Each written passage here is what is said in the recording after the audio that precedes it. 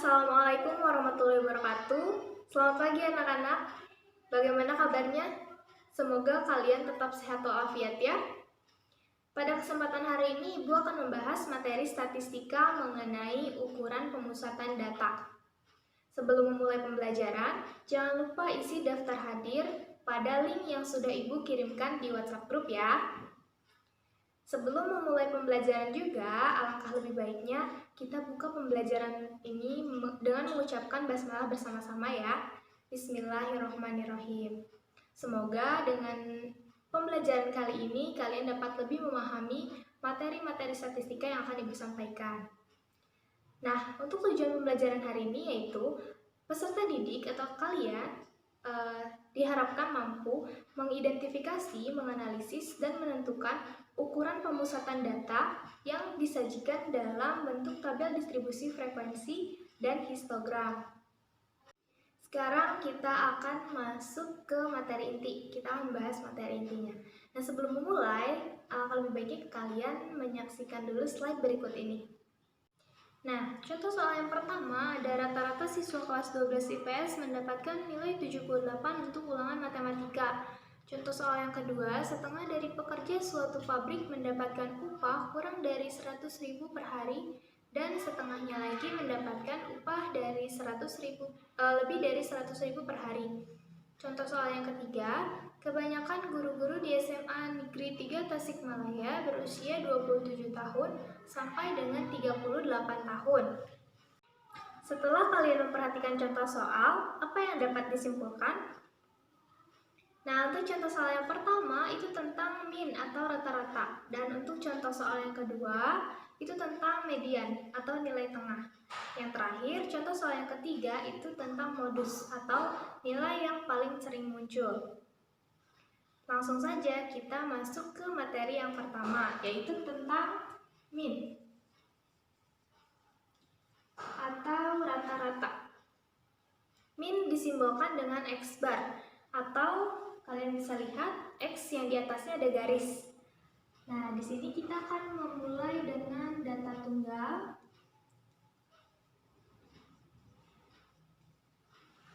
Dan kemudian setelahnya kita akan membahas tentang data berkelompok. Kenapa dibedakan? Karena rumus yang akan kita gunakan itu berbeda. Untuk mean data tunggal, kita akan menggunakan rumus X bar sama dengan sigma XI dibagi dengan sigma FI. Untuk mean data tunggal, ini rumusnya. Dan untuk mean data berkelompok, itu X bar sama dengan sigma XI dikali dengan FI dibagi dengan sigma FI. Kenapa? Karena di sini kita membutuhkan nilai tengah. XI di sini dan XI di sini itu berbeda. Karena di sini itu kita tinggal mensubstitusikan nilai datanya. Sedangkan untuk data berkelompok berhubung datanya interval, maka kita harus mencari terlebih dahulu nilai tengah dari interval tersebut. Nah, untuk kalian lebih memahami, agar kalian dapat lebih memahami, kita langsung saja ke contoh soal mean untuk data tunggal. Nah, untuk contoh soalnya bisa dilihat. Dari data tersebut, apa saja yang diketahui? Benar, hanya data, hanya urutan datanya, ya. Bukan urutan, hanya nilai-nilai datanya. Di sini contoh soal yang pertama itu untuk data tunggal ada 7, 8, 6, 7, 8, 6, 4, 10, 5, 9, 7, 3, 8, 6, 5, 8, 9, 7. Nah, di sini sudah ada datanya. Langsung saja kita substitusikan ke rumus. Di sini tadi di soal itu ternyata ada 15 ya. Nah, 15 itu merupakan N. Jumlah datanya ada 15. Langsung saja X bar 7 ditambah 8 ditambah 6 ditambah 4 ditambah 10 ditambah 5 ditambah 9 ditambah 7 ditambah 3 ditambah 8 ditambah 6 ditambah 5 ditambah 8 ditambah 9 ditambah 7. Ini adalah nilai-nilai datanya. Kemudian kita bagi dengan N. N di sini itu adalah frekuensi. Sehingga langsung saja kita substitusikan. Berarti dibagi 15. Nah, setelah dioperasikan, nilai-nilainya akan menghasilkan 102. Kemudian dibagi dengan 15. Maka akan menghasilkan 102 dibagi 15 akan menghasilkan 6,8.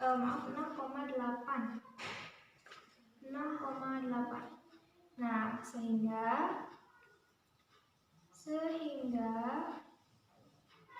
rata-rata dari data itu bernilai 6,8. Selanjutnya kita akan membahas contoh soal yang kedua.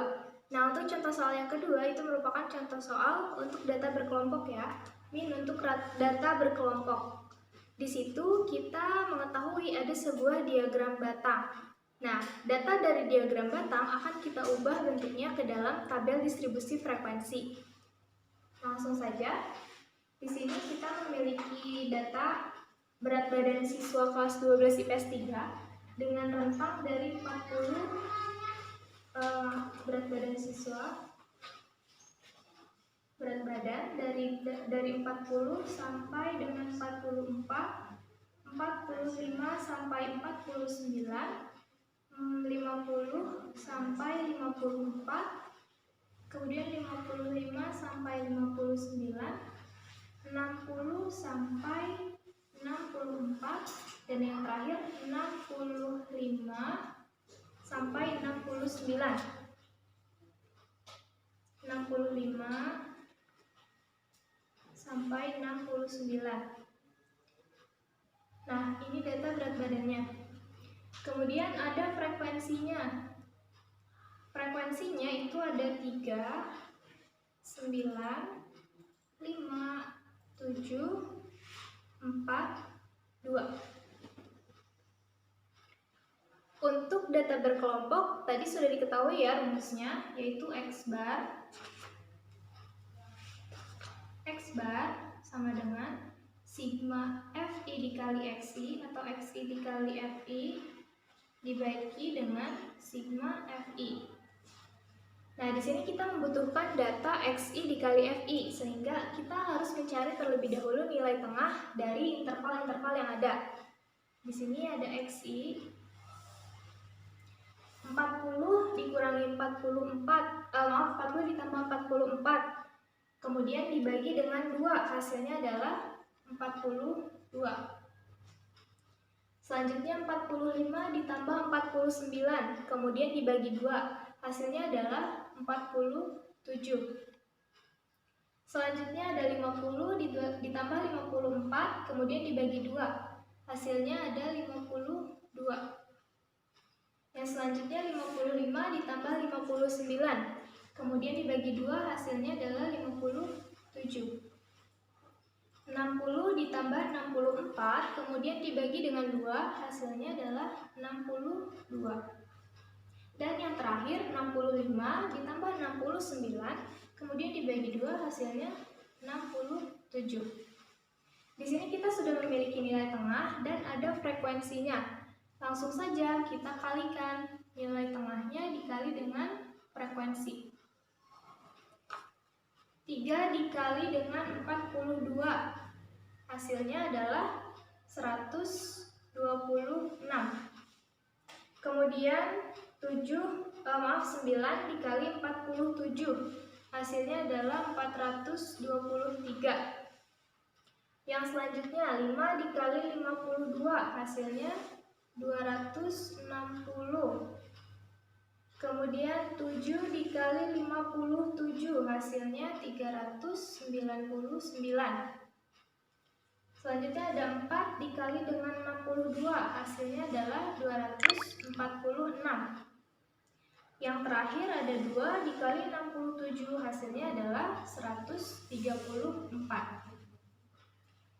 Nah, setelah ini kita akan menjumlahkan, kita akan mencari sigmanya. Di sini jumlah frekuensinya itu ada 30. Jumlah frekuensinya ada 30. Kemudian jumlah dari XI dikali FI, jumlah keseluruhan nilainya itu adalah 1590. Di sini kita sudah memiliki nilainya ya, sudah memiliki datanya, data XI dikali FI dan data frekuensi. Langsung saja kita substitusikan. Sigma XI dikali FI-nya adalah 1590 dibagi dengan sigma FI-nya adalah 30. Maka setelah dioperasikan akan menghasilkan nilai 53. Sehingga rata-rata berat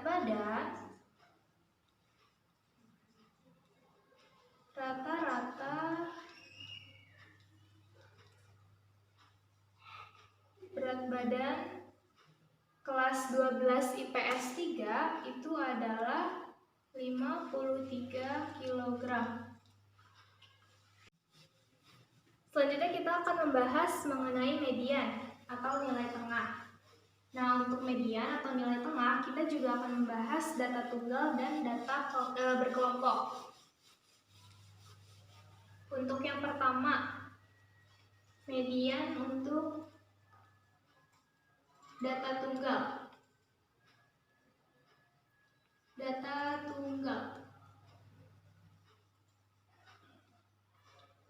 Nah, median untuk data tunggal, kita hanya perlu mengurutkan datanya, kemudian dicari nilai tengahnya. Itu untuk cara yang pertama. Nah, untuk cara yang kedua, median data tunggal itu terbagi ke dalam dua jenis ya. Ada yang pertama, datanya berjumlah ganjil. Dan yang kedua, itu ada datanya berjumlah genap. Untuk median data berjumlah ganjil, kita dapat langsung mencarinya dengan rumus. Mediannya ada di X ke N ditambah 1 dibagi 2.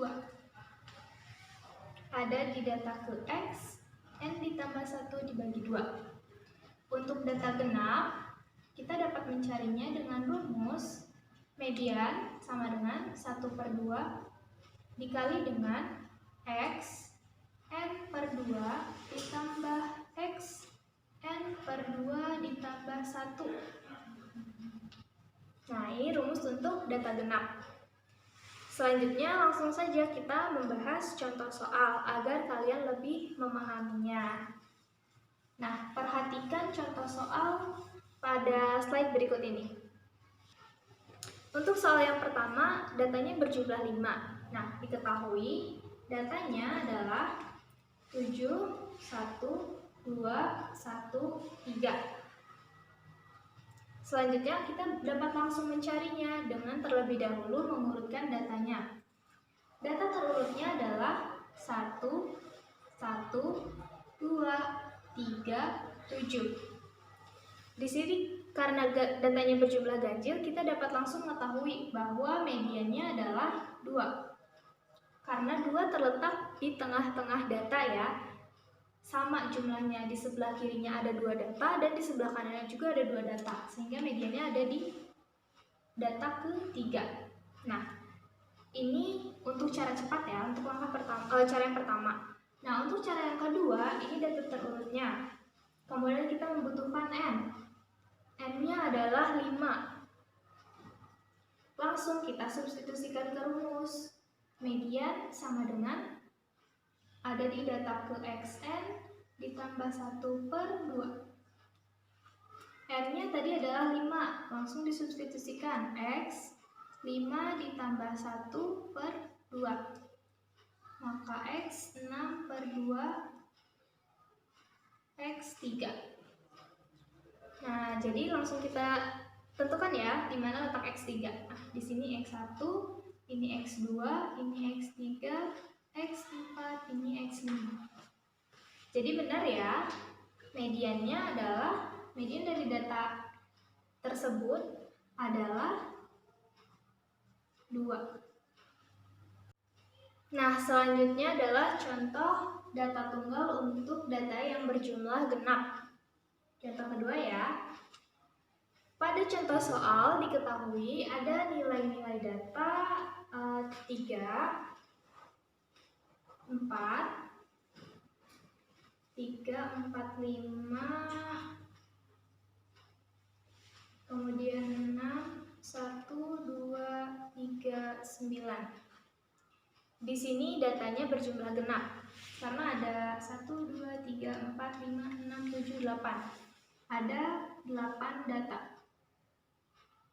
Kita akan mengurutkan datanya terlebih dahulu dari yang terkecil hingga yang terbesar. Data terurutnya adalah 1, 2. Di sini karena ada 3-nya ada 2, berarti ditulis ya keduanya. Kemudian ada 4, 5, 6, dan 9. 4, 5, 6, dan 9. Nah, nilai tengahnya juga kita bisa cari langsung. Untuk cara yang pertama, di sini ada 1, 2, kemudian 3. Nah, nilai tengahnya itu ada di antara di antara data keempat dan kelima. Maka nilai tengahnya itu 3 ditambah 4 dibagi 2. Hasilnya 7 per 2. Atau 3,5. Ini untuk cara yang pertama. Nah, untuk cara yang kedua, kita akan menggunakan rumus yang tadi kita ketahui ya, yang sudah dibahas.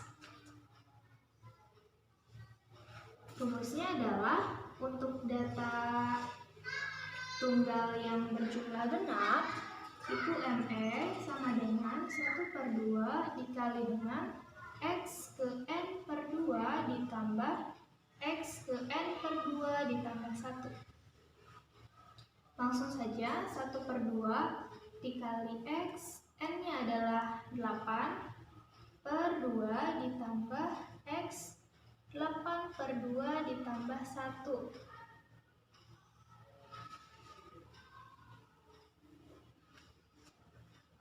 Nah, 1 per 2 dikali dengan X4 ditambah X5.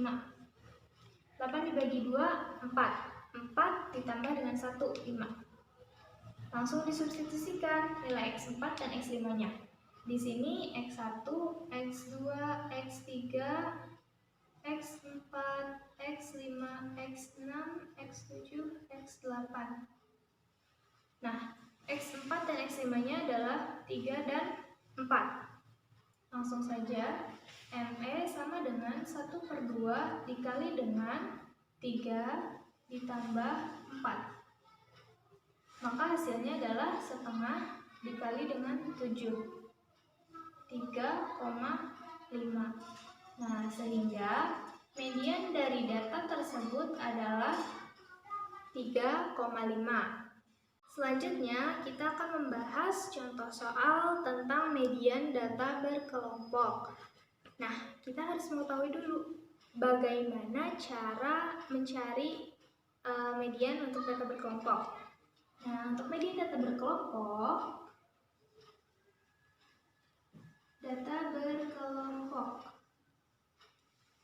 itu rumusnya adalah ME sama dengan L2. L2 ini merupakan tepi bawah kelas median ditambah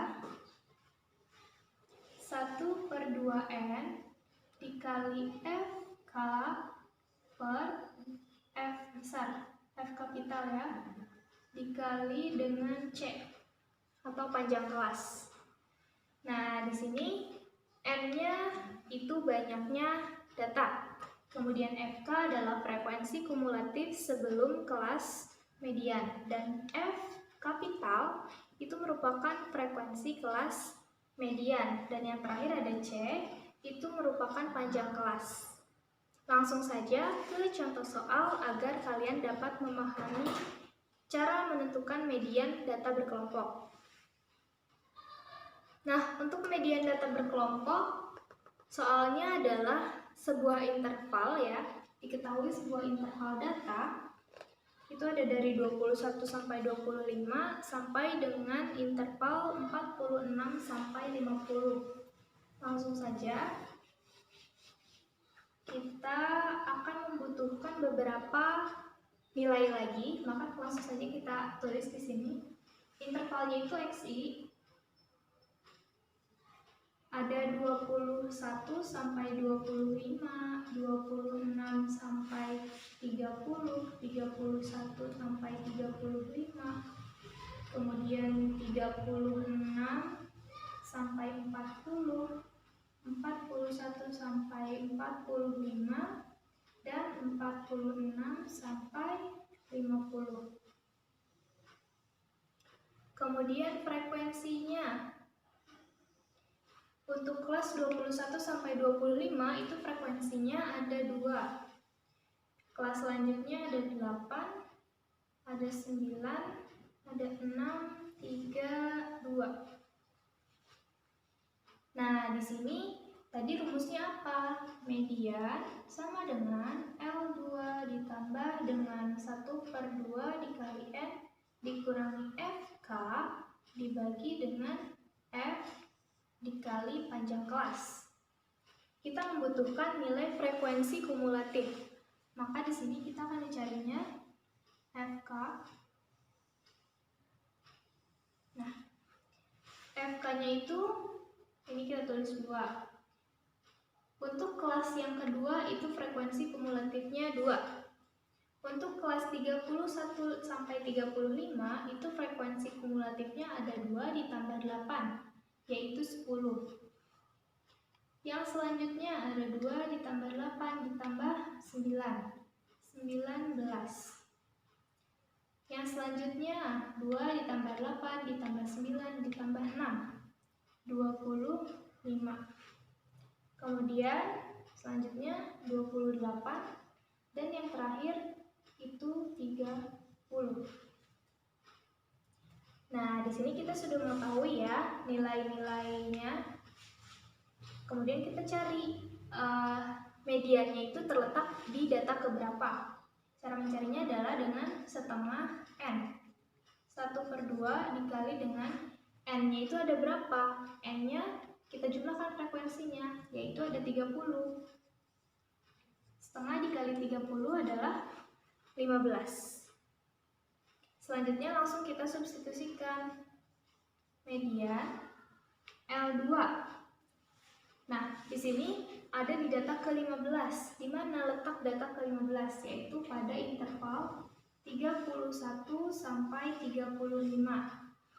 Maka frekuensi kumulatifnya adalah 10. Nah, di sini tepi bawah kelasnya berarti 31 dikurangi 0,5 akan menghasilkan 30,5 ditambah setengah N. Tadi sudah kita cari, setengah N-nya adalah 15. Maka 15 dikurangi FK, frekuensi kumulatifnya adalah 10. 15 dikurangi 10 dibagi dengan frekuensi kelas median, yaitu 9. Nah, panjang kelasnya yaitu 35,5 dikurangi dengan 30,5. Hasilnya adalah 5. Langsung saja kita operasikan. 30,5 ditambah dengan 15 dikurangi 10 itu 5/9 dikali dengan 5. Nah, kemudian 30,5 ditambah dengan 0,55. Sehingga nilai mediannya adalah 31,5. 5. Nah, jadi dari soal tersebut nilai mediannya adalah 31,5. Nah, selanjutnya kita akan membahas materi tentang modus untuk data tunggal dan data berkelompok. Untuk yang pertama kita akan membahas modus data tunggal. Modus MO. Nah, untuk data tunggal kita harus mengurutkan datanya terlebih dahulu agar kalian lebih mudah mencari nilai yang paling banyak munculnya. Jika datanya banyak, kalau hanya sedikit, tinggal langsung saja kita cari ya. Nah, sekarang untuk contoh soal data tunggal, itu nilai-nilai datanya ada 3, 5, 8, 6, 4, 5, 8, 8, 6, 5, 4, 7, 9, 6, 8, 6. Di sini ada 16 data, tidak berurutan. Tapi kita dapat langsung mencarinya. Bagaimana? Di sini nilai terkecilnya adalah 3. Maka 3 itu ada 1. Kemudian ada 4. 1, 2. Ada 2 data. Yang selanjutnya 5, 1, 2, 3. Maka data 5 itu ada 3. Kemudian 6. 1, 2, 3, 4. Datanya ada 4. Kemudian 7. 7 itu hanya 1. Hanya 1. Kemudian 8. 1, 2, 3, 4. 9. Hanya 1 ya. Nah, di sini sudah diketahui kan ada berapa nilai 3, 4, 5, 6, 7, 8, dan 9. Maka nilai yang paling banyak muncul itu adalah 6 dan 8. Kesimpulannya, modus dari data adalah 6 dan 8. Kenapa 6 dan 8? Karena muncul sebanyak 4 kali.